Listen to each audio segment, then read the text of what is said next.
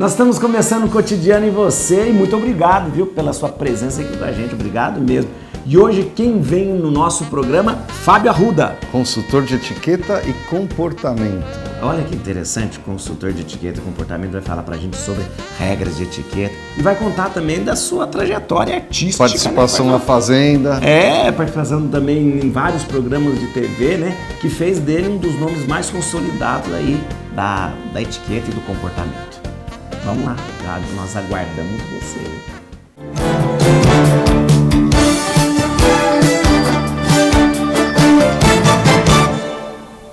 Nós estamos aqui, olha, com uma pessoa simpaticíssima, mas também com uma sabedoria enorme, inteligente, Fábio Arruda, consultor de etiqueta. Por isso se comporte. É verdade, hoje tem que estar educado. Tá bom? Fábio, é um prazer ter você aqui com a gente. Prazer é meu, prazer é meu. Ô Fábio, a palavra etiqueta é uma palavra muito interessante. Etiqueta significa pequena ética, não é isso? Etiqueta? É pequena ética. Na realidade são códigos, né? O conjunto desses códigos estabelecidos para um melhor relacionamento entre as pessoas. E eu estava até comentando com o Ricardo antes de começar a gravar, que a etiqueta é muito mais extensa do que o que as pessoas imaginam, né? Porque fica sempre uma associação com sofisticação, talher de prata, frescura. E até isso pode sim ser um complemento, afinal de contas é um PhD da história, né? Vamos dizer que é mais pra frente. Mas tem o básico, né? Tem uma coisa que as pessoas estão se esquecendo de cumprimentar as outras no elevador, de dar passagem para uma senhora, de ajudar alguém com um pouco mais de idade a atravessar a rua, a fazer alguma coisa, sabe, pequenos atos que eram tão comuns ao cotidiano das pessoas e hoje em dia são raridades, né? É um comportamento que influi no convívio social, mas né? Sem dúvida, eu fico muito impressionado quando alguém diz assim, mas tal político, por exemplo, ele é corretíssimo, ele não rouba e tal, como se isso fosse um predicado. É verdade. Tal pessoa é de uma educação, precisa ver que pessoa educada e tal, causa espanto nas pessoas, quando deveria ser uma coisa absolutamente normal. Né? Todos deveríamos ser educados. A cultura é uma outra coisa. A cultura necessita de uma série de degraus para que você tenha acesso até ela. Mas a educação se encontra nos lares mais simples, nas pessoas menos favorecidas. Elas têm padrões morais muito sérios, sabe? Eu vejo gente muito educada. Eu viajo esse país inteiro e vejo gente muito educada, totalmente independente da classe social, o que me dá muito prazer, extremo prazer. E isso não tem nada a ver com a tal da sofisticação. E essa questão comportamental, ela influi também na carreira profissional das pessoas, muitas vezes. Né? Profissionalmente ela é fator determinante, né? Muitas empresas me contratam para uma consultoria justamente para quando eles estão em processo de seleção de novos funcionários. Eu faço isso muito para instituições bancárias, né, e grandes. Então, de repente, a pessoa está aí prestes a ser contratada para um salário desses mega, de vários R$1.000, e aí tem um currículo espetacular, estudou fora, tem, uma série de cursos complementares, mas e o lado humano? Cadê o comportamento dessa pessoa? Porque quando você trabalha para algum lugar, você é o embaixador daquele lugar, né? Você é um representante, da mesma maneira que a gente tem. Levando a instituição, você tem uma postura diplomática, afinal de contas você está falando em nome da empresa para a qual você trabalha. Então isso é muito importante, não dá para a pessoa comer como um alucinado mesmo tendo ido a Harvard, Oxford, onde quer que ela possa ter ido, né? E você faz diversas palestras, assim, você tem feito constantemente. Você estava falando que você fez uma agora, onde foi que tinha 700 pessoas, né? 715 pessoas, foi muito bacana, foi agora, uns diazinhos atrás, e foi realmente muito gostoso. Gostei do público de Mato Grosso do Sul, que você não pode falar Mato Grosso. Não, né? Porque... Ô Fábio, antigamente, quando a gente fala de etiqueta, de comportamento, existia a Socila, né? Existia no Rio. No Rio. Que cuidava das misses, né? Como elas iam andar, como ela ia falar, né? Depois, eu acho que o Brasil teve contato com essa coisa da sofisticação da etiqueta com a Socila, né? Que é essa coisa assim, né? Foi, no Rio era a Socila, em São Paulo existia a Lareira. A Lareira também prestava esses cursos.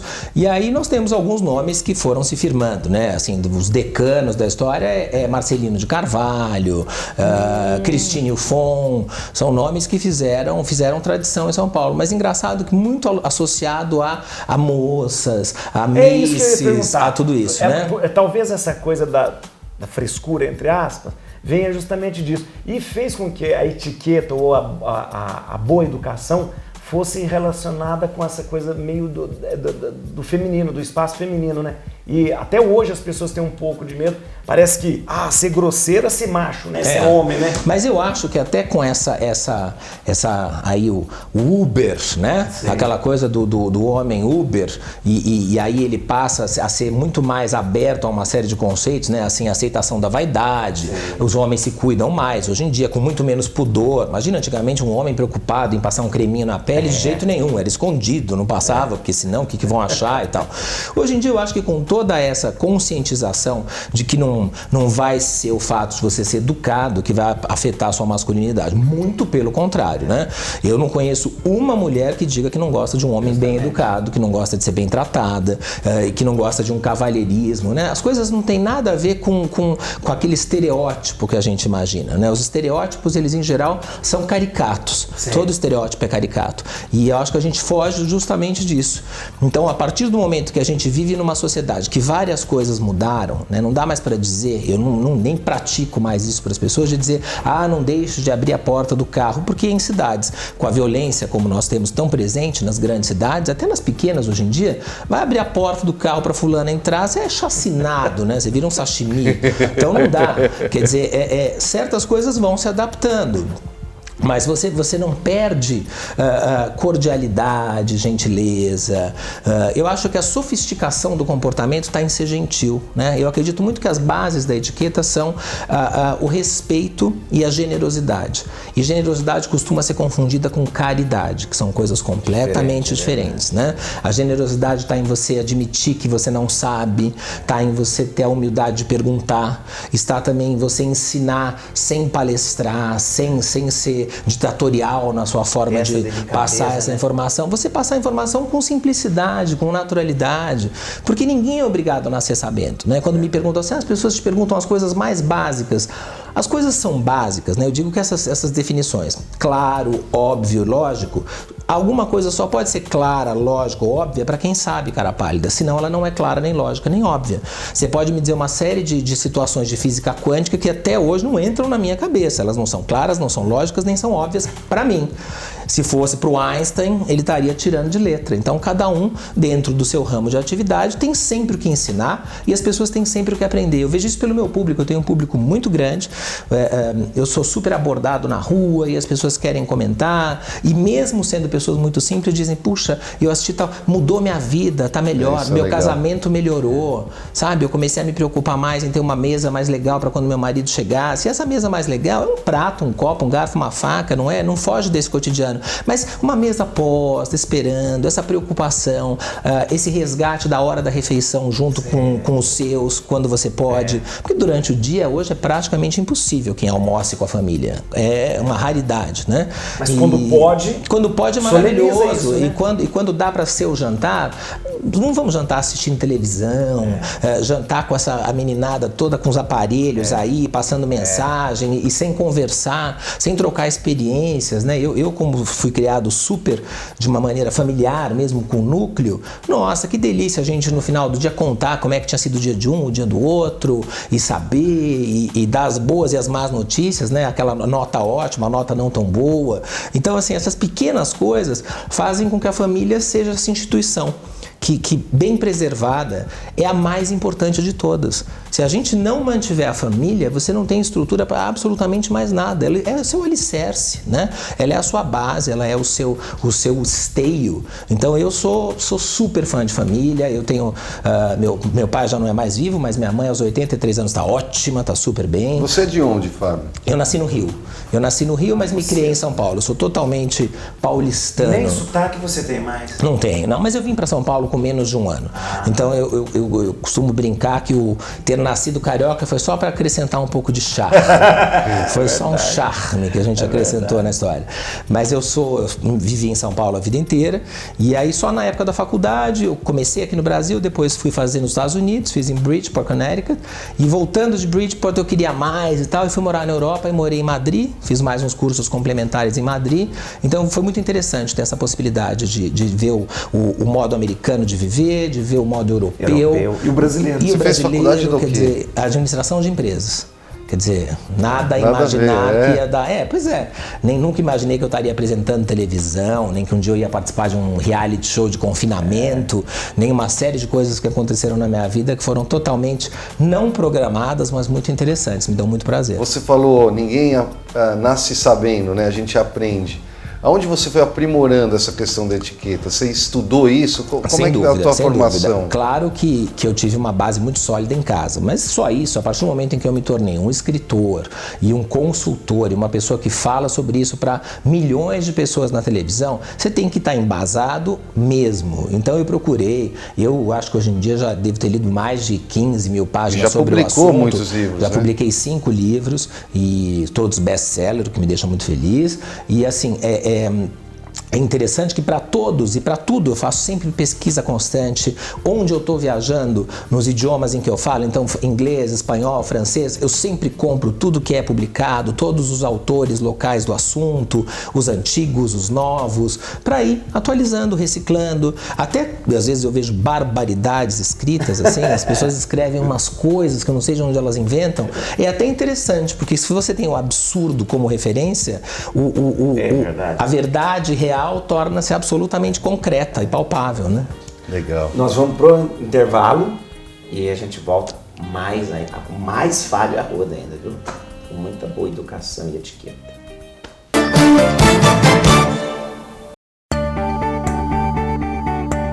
Dizendo não à ilegalidade, à pirataria, à sonegação, ao desmatamento e à corrupção. Você está optando pela ética. Ética é uma palavra curta, mas definitiva. Ética, ou você tem ou não tem. www.institutoricardoizar.com.br.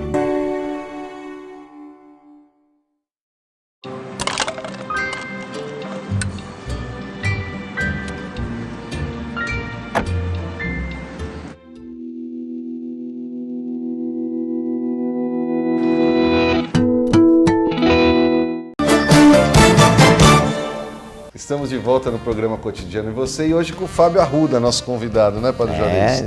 Consultor de etiqueta, apresentador de TV, né? Famoso no Brasil inteiro e fora também. Né? Opa, é verdade. Não, você sabe que até teve uma curiosidade, né? Eu agora acabei de fazer um treinamento para Miss Luanda. Sei. Porque a Record tem uma audiência muito grande lá. E ela veio de lá, veio de Luanda para cá, porque agora ela concorre ao Miss Angola. E ano passado a Miss Angola foi a Miss Universo, então ela tá com uma responsabilidade muito grande aí. E eu fiz esse treinamento para ela, para a Sueli, uma moça linda e tal. Agora vamos ver, quem sabe. Você fez o treinamento para... Fiz todo um treinamento postural, comportamental, educação à mesa, educação social, postura, atitude. Muito bacana.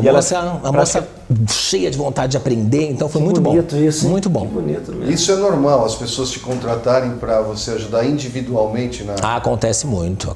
Quer dizer, no caso dela, não tem problema nenhum contar, mas tem uma série de políticos que já me contrataram, uma série de jogadores de futebol, por exemplo, que já me contrataram, mas esses pedem, pelo amor de Deus, não conta de jeito nenhum. Então... Mas você estava falando antes, no primeiro bloco, você falou da questão da cultura. É um fio de navalha essa questão de cultura e a questão da etiqueta, da educação, porque uma coisa pode ser considerada como cultura, outra pode ser considerada como grosseria, né? Quando é que a gente sabe se é... Existem coisas que são locais, né? São regionais, existem os costumes regionais. Da mesma maneira que existem os sotaques, existem também traços de comportamento diferentes. Então o que você tem que lembrar é que você só vai conseguir ser bem educado se você for adequado. Eu não posso ir para o sertão do Nordeste e querer fazer requintes e pompa e circunstância com talheres, etc., onde muita gente ainda come capitão, que come com a mão, junta, faz um montinho com farinha e come. Quer dizer, você tem na colônia árabe, na colônia libanesa, essa coisa tão habitual de comer com o pão sírio. O pão sírio dispensa os talheres e o próprio pão sírio faz às vezes do que você leva à boca. Então, para os chineses, nada mais natural do que arrotar quando eles terminam de comer, o que para nós é totalmente absurdo, feio, né? Então, existe uma série isso eu procurei muito me informar e saber que existe uma série de coisas, né? Por exemplo, qualquer pessoa do Oriente Médio e de alguns outros países também muçulmanos, você jamais pode mostrar a sola do pé. Se você durante uma reunião ou alguma coisa, você mostrar a sola do pé, a reunião está encerrada, as pessoas se levantam, porque para eles é o grande desrespeito você mostrar o sujo, você mostrar, né, e esteticamente eu acho que tudo tem uma lógica também, né? Porque é muito feio você ficar com esse pé assim para cima. Então, nada mais natural, a gente senta e a gente senta com o pé um pouco voltado para baixo. Então, olha aí. Mas existem mesmo, né? Você sabe que com esses anos todos de televisão, foi muito interessante, porque eu comecei em 2001, eu tinha feito um pouco de Otávio Mesquita lá atrás, quando ele tinha ainda o Perfil de madrugada, e aí eu tinha um quadro, na época, imagina, ele estava na Primeira Mulher, você imagina quanto tempo faz isso. E aí eu fiz um quadro com ele, 2 no final, Perfil Decore, e aí o Perfil Arte, foi muito interessante, parou essa experiência de televisão. 2 anos depois, em 2001, eu realizei todo aquele operacional, aquela coisa monstro do casamento da Patrícia de Sabri, que é minha prima, com o Fábio Júnior, e aí essa exposição do casamento... o Fábio através deles, do Stefan, exatamente, através do irmão da Patrícia. E foi muito interessante, porque foi um desses casamentos midiáticos, eu acho que foi um dos mais marcantes até hoje, e... não de tanta duração, né, infelizmente para eles, ou felizmente, vai saber, mas a repercussão de mídia foi muito grande. E aí eu gravei com a Claudete Troiano, ela falou, você fica no meu programa, bom, fui contratado pela Record, fiquei com ela na Record 5 anos, no Note a Note, depois fui com ela Pra Valer na Band, aí fiquei com ela na Band quase 1 ano, recebi o convite do meu querido amigo Rony Fon, e aí fui para a Gazeta. Fui contratado da Gazeta também por 2 anos, fazendo Todo Seu com o Rony. E aí, do Rony, eu não quis renovar com a Gazeta para mudar, enfim, não sei. Me deu uma coisa de um respiro novo e tal. Aí eu passei uma temporada tendo participações com a Olga Bongiovanni, que na época apresentava o programa de manhã da Rede TV. E aí apareceu o convite para a Fazenda, para o reality show, para a primeira edição, né? A nossa foi a edição número 1. E aí eu participei do reality show. Experiência única, diga-se de passagem. Em 2009, e aí quando eu saí do reality, eu fui novamente contratado pela Record, passei 2 anos e pouquinho com a Ana Hickman, fazendo o programa dela aos domingos, o Tudo é Possível, e agora estou num momento muito feliz, acabei de renovar o meu contrato com a Record por mais alguns anos, e estou lá no Hoje em Dia, com uma turminha deliciosa, que é o Edu Guedes, a Cris Flores, o Celso Zucatelli, que são pessoas para se trabalhar, nossa, assim, gentileza, a essência da gentileza são esses 3, são muito bacana, todo o pessoal é muito gostoso, assim. Nós estávamos falando aqui no intervalo, né? Isso. Como que o Fábio Arruda aceitou participar da Fazenda? Pois é, eu acho que o mote deles foi justamente esse, né? O grau de nada a ver do Fábio Arruda tá lá, e eles fizeram uma grande divulgação em cima disso, e a gente teve uma audiência monstro, né? A gente teve a maior audiência de reality show até hoje, maior até do que o Big Brother da Globo, e foi muito bacana. E eu tive sorte até, porque a gente teve uma turminha muito legal na nossa edição. Assim, eu tinha o Pedro Leonardo, né? Que tá ótimo, já tá saindo de novo, tá se recuperando aí com a fisioterapia, com a fono, com tudo isso. E aí eu vi o Pedro Leonardo, vi ele ficar grávido, né? Ele e a mulher dele ficarem grávidos, ele e a Thaís, aí vi o nascimento da Sofia, que foi uma gracinha, aí o Carlinhos, que se tornou um grande amigo meu e que ninguém imaginaria, como que o mendigo do Pânico e o Fábio Arruda vão ficar tão amigos e tal, e nós ficamos muito, então também fui lá quando o Arthur nasceu, estava na maternidade, agora há uns 20 dias foi 1 aninho do Arthur, lá estava eu com o maior prazer do mundo, fui ao casamento da Mirella, a Mirella se casou com o Ceará do Pânico, né? Na época ela era casada com o Latino, subi em palco do Latino, em show deles, e dancei, fui até o chão. Olha, fiz coisas que eu nunca imaginaria. E foi muito divertido. E participar da Fazenda, apesar de muito difícil, porque um reality show de confinamento é muito difícil. Você tá preso. Todo mundo que tá em casa acha lindo, porque vê bichinho, vê a vaquinha, vê, né, o patinho, a galinhinha. Só que a vaquinha faz cocô, o patinho faz muito cocô. E é uma coisa que cheira mal o cocô de pato. Eu nunca vi nada igual na minha vida. O pato come tudo, é uma coisa tremenda. E assim, e as tarefas, tem aquela distribuição de tarefas, e toda hora me punham de propósito, porque eles morriam de rir, eu correndo atrás daquela pataiada, daquelas galinhas e não sei o quê. Então, assim, coisas que eu nunca tinha feito. E que nada tira pedaço, né? Então, para mim, não me assustou em momento algum a história do trabalho, de trabalhar com os animais, ou de acordar cedo. Porque o ser humano, ele é capaz de se acostumar a tudo na vida, até a não se acostumar. Então, você consegue, numa nova situação, fazer. E, gente, por mais que eu nunca tivesse tido que lavar um copo, nada me impede de você me dizer como é que é e fazer. Claro que lavar um copo dispensa grandes aulas, mas como cuidar de um animal, eu preciso. Nunca tive essa vida com campo, com fazenda, então realmente, e lá a gente é super ensinado, treinado, os animais têm que ser super respeitados, a integridade física dos animais é regra do programa, assim, qualquer tipo de desrespeito a isso você é eliminado. E aí, assim, conviver com uma série de outras coisas. Você imagina 15 pessoas que você nunca viu na sua vida. É o que a gente estava falando, viajar por 3 dias com uma pessoa já não é fácil. Por opção. Você imagina você tá lá convivendo com 15 que você nunca viu, dormindo no mesmo quarto, usando o mesmo banheiro, só tem um, dividindo, né, a comida e dividindo a bebida e tudo isso. Então, é uma experiência onde você constata uma série de coisas a seu respeito. Pelo menos quem tem um mínimo de autoanálise e autoavaliação constata muita coisa. E para mim foi muito satisfatório, porque quando eu saí da fazenda e aí eu pude me assistir, né, eu tinha pedido para cliparem toda a minha participação, aí eu assisti tudo, foi muito legal, porque eu me coloquei fora do Fábio Arruda, me coloquei como um telespectador. Aí eu assisti o Fábio Arruda lá, com as suas qualidades, com os seus defeitos, como todos nós, é claro, né? Com os seus momentos, com o seu bom humor, eu sou uma pessoa extremamente bem-humorada. E aí eu olhei o Fábio Arruda na televisão e falei, pô, eu gostei desse cara. Sabe, é legal quando você sai de você mesmo e você pode se enxergar e você gosta do resultado. Deve ser muito ruim quando você não gosta, mas aí é momento pra você mudar. Mas eu gostei. Falei, esse Fábio Arruda é divertido, não é que esse cara é legal, assim? E tem lá as frescurinhas dele, não sei o quê, mas tá sempre nessa história de um espírito participativo que eu tenho mesmo. Eu sou muito agregador e também eu era o mais velho da fazenda, né? Eu tinha 39 anos, então agora eu tô com 42. Então assim, é natural que eu tenha um pouco de maturidade superior ao Pedro, que tinha 21, né? Podia ser meu filho praticamente, biologicamente poderia, e a maioria do pessoalzinho lá tinha seus 20 e poucos anos. Então, né, ninguém é esperto porque é muito esperto, geralmente é porque é mais velho, né? Então quando você vai ficando mais velho, para alguma coisa tem que servir, a dor aqui, a dor lá, né? A dor na junta tudo e joga fora. Então assim, você tem que ganhar, tem que ter suas compensações. Então eu acho que eu fiz uso disso, e acima de tudo, eu acho que foi a etiqueta, justamente essa que eu tanto procuro divulgar pelo país e fora dele, que me fez ficar lá de maneira digna, decente, sem me envergonhar, sem causar nenhum tipo de embaraço à minha mãe ou à minha família ou a quem quer que seja, porque a educação realmente te deixa preparado para qualquer situação. E olha que depois da fazenda é qualquer situação mesmo. É verdade. Olha, eu vou falar uma obviedade. Você é uma pessoa fantástica, né? Nossa, muito obrigado. É verdade, eu acho que muitas pessoas já devem ter falado para você, e é muito gostoso, né? A maneira de falar é gostoso quando a gente percebe, quando a pessoa fala daquilo que acredita, daquilo que vive. Muito bom. Que pena que acabou. A Carol fez acabar com o programa, né? Acaba com o programa. Ela sempre acaba. Com o programa.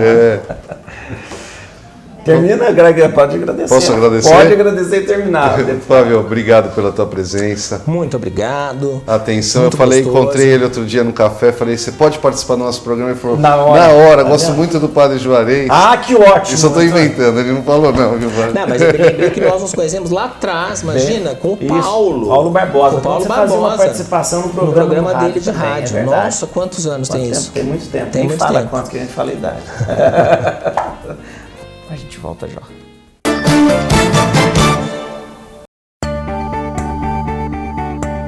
Dizendo não à ilegalidade, à pirataria, à sonegação, ao desmatamento e à corrupção. Você está optando pela ética. Ética é uma palavra curta, mas definitiva. Ética, ou você tem ou não tem. www.institutoricardoizar.com.br.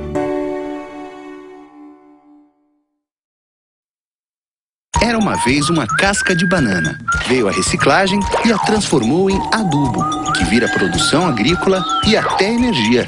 Você tem um papel importante nessa história. Coloque os restos de alimentos e outros materiais orgânicos no lixo úmido, separados dos papéis, vidros, metais, plásticos e de todo o lixo seco. Isso facilita o trabalho dos catadores, gera empregos e poupa recursos naturais. Mude de atitude, separe o lixo e acerte na lata. Governo Federal. Estamos de volta, Cotidiano e Você, falando um pouquinho agora sobre o que está acontecendo lá em Brasília, no Congresso Nacional. Existe um projeto de lei de minha autoria que nós fizemos uma audiência pública essa semana. A gente sabe que no Brasil um dos grandes problemas é a superlotação dos presídios. E hoje 10% da população carcerária que está presa são presos que já cumpriram a pena e não deveriam estar mais nos presídios. Com isso, os presos ficam indo para delegacias, para cadeias e não vão diretamente para as penitenciárias e para os presídios. Então, nós fizemos um projeto de lei que determina o seguinte: hoje o juiz que não determinar de imediato a soltura do preso que já cumpriu na totalidade sua pena, ele vai responder por prevaricação. O judiciário não gostou muito assim do projeto de lei, mas eu acho que é justo. Quem já cumpriu a pena inteira, já pagou para a sociedade o que devia, tem que estar de volta para as ruas para fazer uma nova integração com a sociedade. E dar lugar para essas vagas que são necessárias para colocar os novos delinquentes. Então eu acho que é um projeto de suma importância que vai resolver muito o problema da superlotação nos presídios e também uma questão de direitos humanos. Eu vi outro dia uma reportagem de uma presa que foi condenada a 2 meses de prisão e ficou presa 12 anos. Quer dizer, falhas desse jeito não podem acontecer mais no sistema judiciário brasileiro. Nós vamos ficando por aqui e aguardo vocês no próximo programa Cotidiano em Você.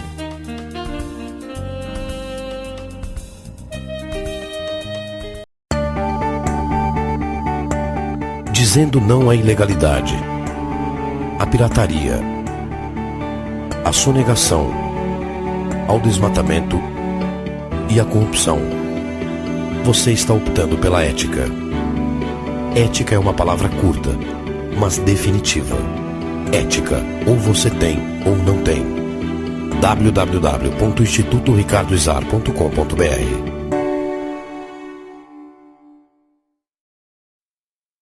Era uma vez uma casca de banana. Veio a reciclagem e a transformou em adubo, que vira produção agrícola e até energia. Você tem um papel importante nessa história. Coloque os restos de alimentos e outros materiais orgânicos no lixo úmido, separados dos papéis, vidros, metais, plásticos e de todo o lixo seco. Isso facilita o trabalho dos catadores, gera empregos e poupa recursos naturais. Mude de atitude, separe o lixo e acerte na lata. Governo Federal. Precisando de uma luz? Que tal substituir as lâmpadas comuns pelas fluorescentes, que economizam até 80% de energia? Desligar os equipamentos da tomada também ajuda. Aparelhos em stand-by representam até 12% da sua conta de luz. Energia desperdiçada é dinheiro jogado fora. Ser consumidor cidadão é parte da solução. Uma campanha do IDEC, Instituto Brasileiro de Defesa do Consumidor. Apoio Oxfam Novib.